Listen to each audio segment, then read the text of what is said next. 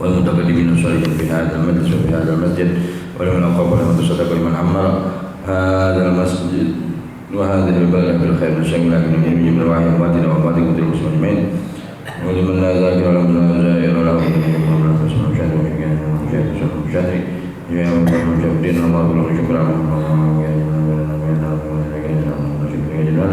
الله كله شكرا الله كله شكرا إن الله فضل ولينا وشيخنا وأهل وقريتنا وأهل قريتنا الله فضل أيام شربت منهم وظهر منهم وقدر من حفظ البث مع العافية وإلى حضرة النبي الفاتحة. أعوذ بالله من الشيطان الرجيم.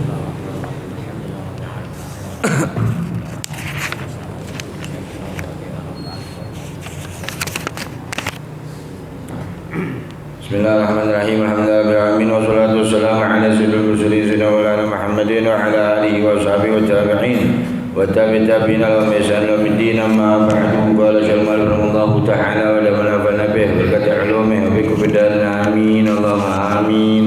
رضي الله عنكم وقال رضي الله عنه ومن قعد على طهارة في خلوة مستقبل القبلة ساكن الأطراف مدرك الرأس ثم ذكر الله بقلبه حاضر رأى في قلبه للذكر أثرا ظاهرا فإن دام على ذلك أشرقت عليه أنوار القرب وانكشفت له أسرار الغيب.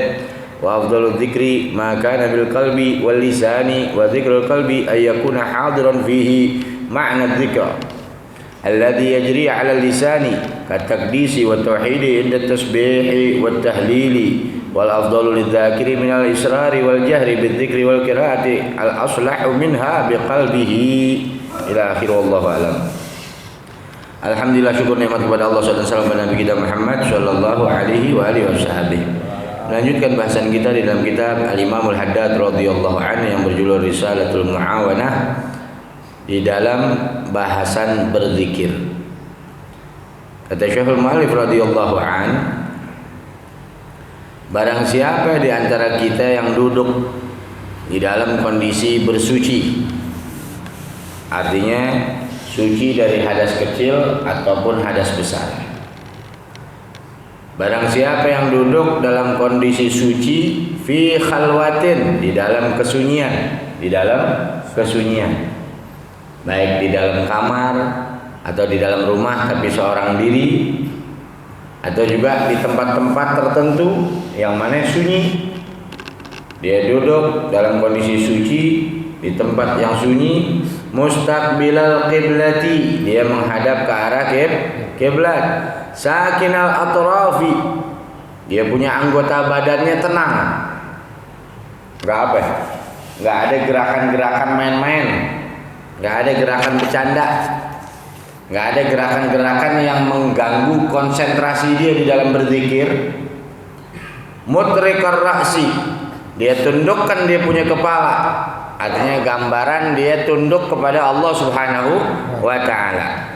Tsumma dzakarallaha biqalbihi hadiran, kemudian dia hadirkan saat dia berzikir itu, dia hadirkan Allah Subhanahu wa ta'ala ra'a fi qalbihi lidzikri atharan zahiran. Niscaya dia telah melihat di dalam hatinya dari itu zikir atharan zahiran, manfaat yang nyata, yang tampak. Jadi kalau bahasa kitanya, kita kepengen mendapatkan asar. Asar itu manfaat ya, dari berzikir. Kalau ingin itu, maka zikirlah dengan adab. Adabnya apa? Tadi kita duduk berzikir dalam kondisi punya wudu, biar tenang, sunyi, tapi nggak harus berada di tempat sunyi seorang diri. Sunyi, kita sunyikan diri kita, walaupun di tengah keramaian. Ada Al-Imam Al-Ghazali radhiyallahu an menyendiri di tengah keramaian. Jadi menyendiri di tengah keramaian. Kan bingung bagaimana caranya di tengah keramaian kita menyendiri.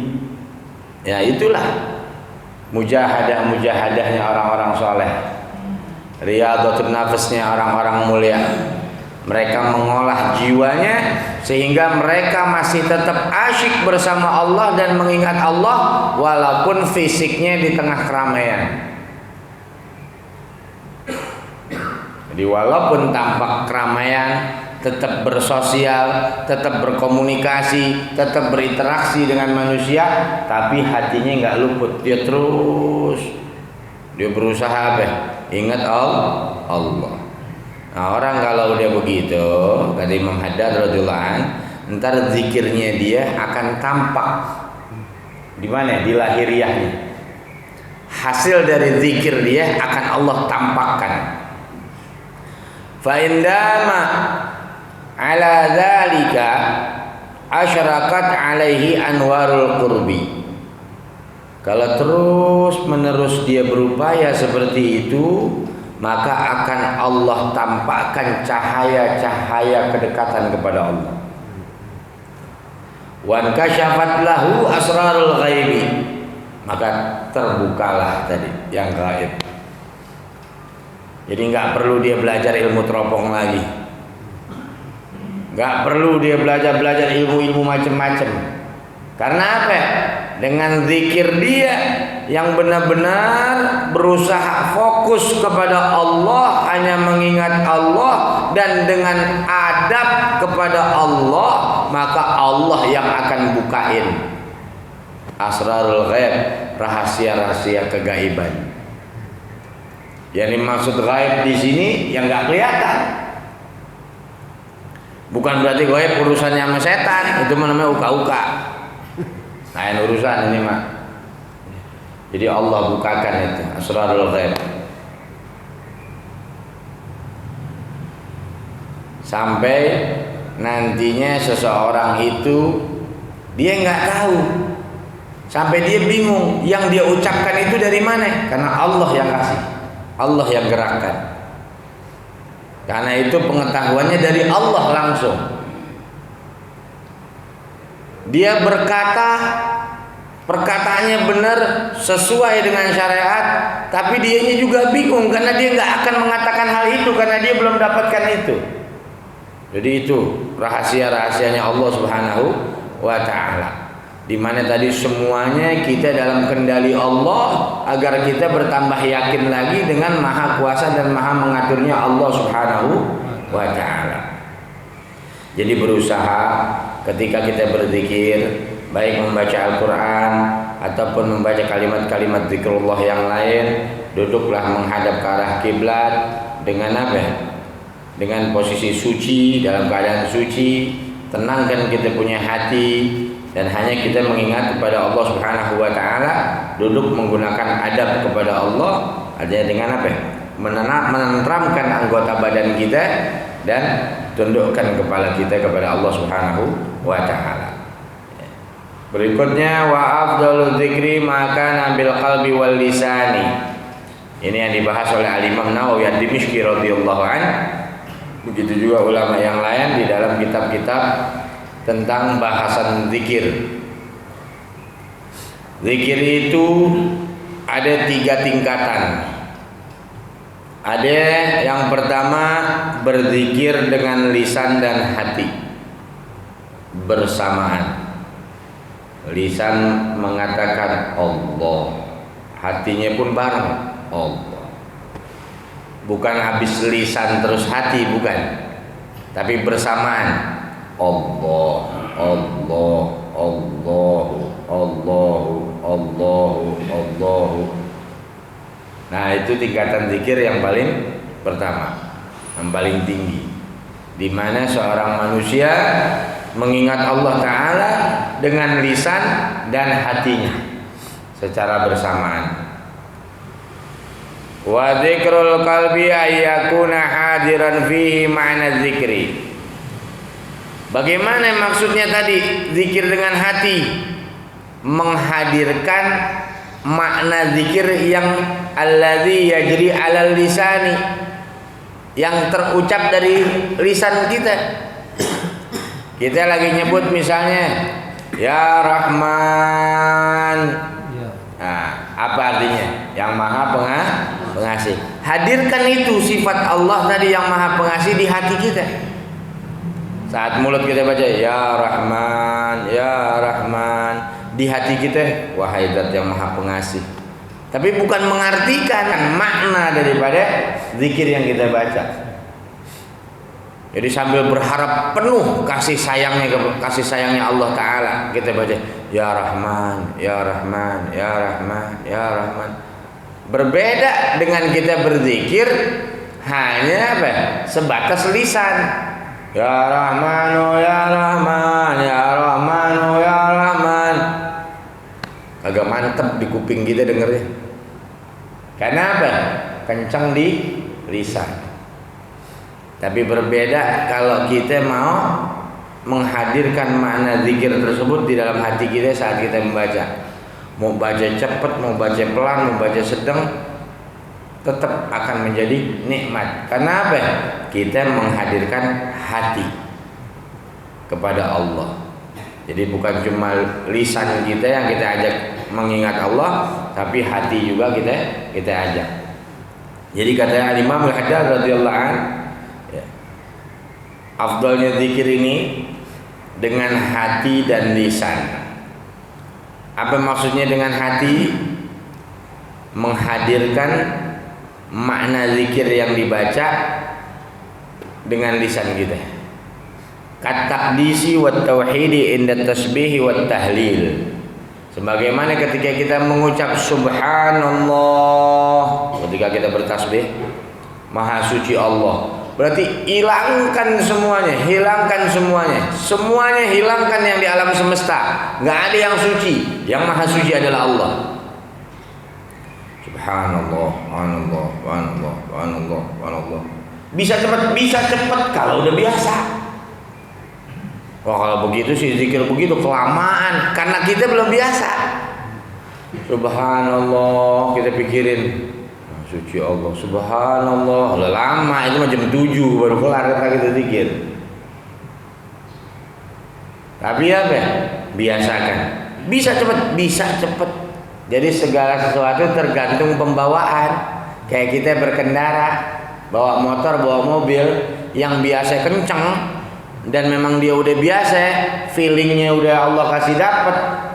Di setiap tikungan dia benar cara nikungnya.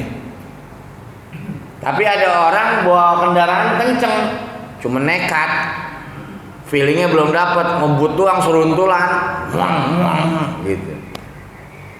Bisa dia bawa kendaraan, bisa namanya, cuman resiko tinggi, bisa ke kuburan, bisa ke rumah sakit, karena dia apa? Kenceng doang tadi. Nah, begitu juga tadi yang baru belajar naik kendaraan. Bisa dia sampai ke tujuan, bisa juga pelan-pelan, lame dia.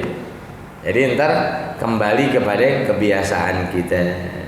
Oleh karenanya Al-Imam Al-Haddad radhiyallahu anhu di dalam ini kitab mengingatkan diri saya dan kita semua untuk berusaha membiasakan diri dalam apa?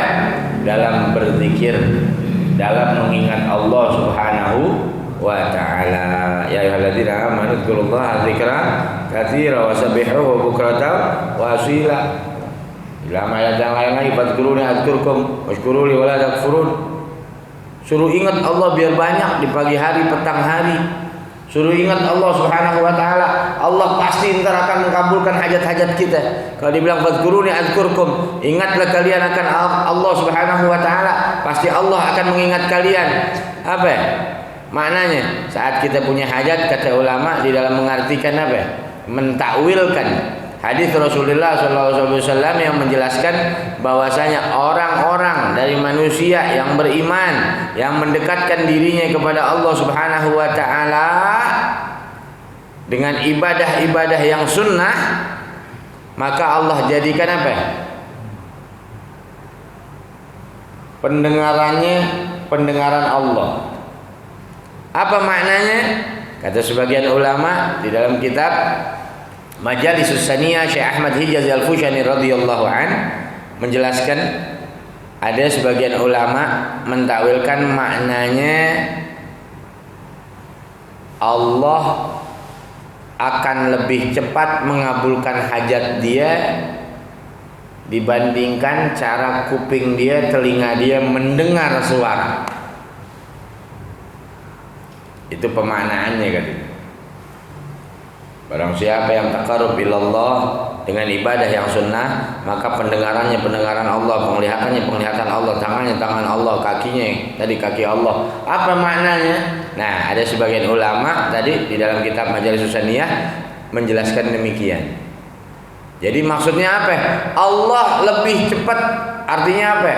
Allah berarti dekat banget dan sayang banget kepada orang yang ingat Allah, yang mendekat dengan ibadah-ibadah yang sunnah. Dia ikut sunnah Nabi SAW. Saat mau makan Nabi gimana, dia ikut. Saat setelah makan Nabi gimana, dia ikut. Cara makannya Nabi gimana, dia ikut. Cara tidurnya Nabi, bangun tidurnya Nabi. Mau ke kamar mandi, keluar kamar mandi. Masuk rumah, keluar rumah. Mau ke pasar, keluar pasar. Masuk masjid, keluar masjid. Dia ikut tuh semua sunnah. Dikerjakan tuh semua sunnah. Mau naik kendaraan, dia baca Bismillah. Begitu dia pegang motor, begitu dia udah naik, Alhamdulillah. Begitu jalan, Subhanalladzi sakhkhara lana hadza wa ma kunna lahu muqrinin wa inna ila rabbina lamunqalibun.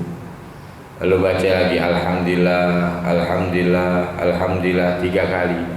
Terus Allahu Akbar, Allahu Akbar, Allahu Akbar 3 kali. Lalu apa yang membaca? Allahumma inni dolamtu nafsi faghfirli. Kemudian apa? Tersenyum. Saat Sayyidina Ali bin Abi Thalib radhiyallahu an ditanya oleh Sayyidina Ali bin Rabi'ah, "Ya Amirul Mukminin, kenapa engkau pakai tersenyum?" Pakai ketawa katanya setelah membaca doa berkendara. Karena saat itu Sayyidina Ali lagi ngerjain. Kemudian Sayyidina Ali bin Rabi'ah ngelihat ini Sayyidina Ali bin Abi Thalib ngerjain hal itu. Kenapa pakai acara tersenyum? Ada apa? Emang ada yang lucu, ada apa gitu kalau bahasa kita? Apa kata beliau? Seperti inilah yang aku lakukan di mana aku melihat Nabi Muhammad SAW melakukannya. Jadi rupanya Sayyidina Ali bin Abi Thalib radhiyallahu anhu niru, nyontek, ngikut apa yang dikerjakan dari pekerjaan mulianya Nabi Muhammad SAW ketika berkendara. Karena saat itu juga Sayyidina Ali bin Abi Thalib radhiyallahu anhu pun bertanya kepada Nabi Muhammad SAW. Sebagaimana tadi Sayyidina Ali bin Rabi'ah bertanya kepada Sayyidina Ali bin Abi Thalib, Sayyidina Ali bin Abi Thalib pun dulu bertanya kepada Nabi SAW, "Ya Rasulullah, kenapa pakai tersenyum mudahnya?" Dijawab sama Rasulullah, "Karena tadi malaikat Jibril alaihissalam turun ngasih kabar gembira dari Allah. Oh itu hamba katanya. Berarti dia tahu nggak ada Tuhan yang bisa mengampuni kecuali aku, kata Allah. Berarti orang yang baca itu akan mendapat ampunan Allah. Makanya Nabi tersenyum, gembira. Berarti siapapun kita umatnya, kalau kita saat berkendara kita ikut tertib doanya, maka kita dapat ampunan Allah. Tinggal kita mau apa kagak. Jadi nggak harus kita duduk berjam-jam, buir gitu. Enggak.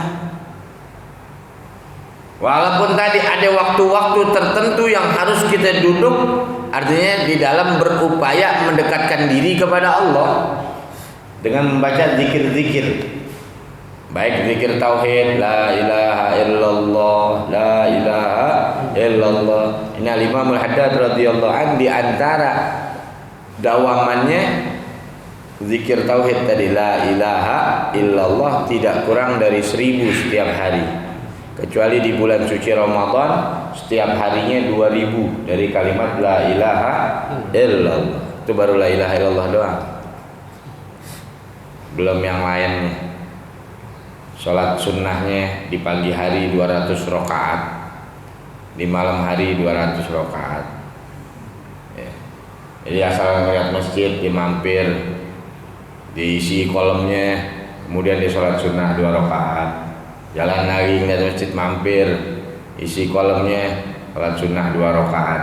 Itu kerjaannya Al-Imamul Haddad radhiyallahu an, penyusun ini kitab Risalatul Mu'awanah di saat beliau masih anak-anak. Jadi anak-anaknya beliau aja saat itu, artinya masih kanak-kanak, udah ngerjain sholat sunnah di pagi hari 200 rakaat. Nah kita udah tua-tua gini, belum pernah 100 acan kita. Terawih kita 20 kita gerendeng. Wah imam lama banget imam katanya. Kalau imamnya kagak cepet pindah masjid. Kalau sholat masjid lain lah, apa? Imamnya bukannya Ustadz Udin lama ya. Jadi subhanallah, itulah diri saya dan kita semua. Kita harus mengingatkan diri kita masing-masing. Ya Allah, pantas ini pengarang kitab ini tadi dapat kemuliaan dari Allah. Lah amalannya seperti itu, dawaman rutinitas hariannya seperti itu. Lah kapan dia mau ngomongin orang coba? Nah kalau kita pagi-pagi kita ngopi, habis makan nasi uduk kita ngopi sambil santai, yang ngopi ngerokok dia ngerokok, ngobrolin apaan? Ngobrolin apaan? Ngobrolin tetangga. Oh si fulan gini, si fulan perut kenyang. Makanya kata qaulus salihin apa? Kalau perut kenyang maka anggota tubuh kita yang lain lapar. Jadi kalau perut kita kenyang, panca indera kita yang lain lapar. Cenderung kalau perut kita kenyang, kita apa? Suka berbicara yang nggak penting, tapi kita bicarakan.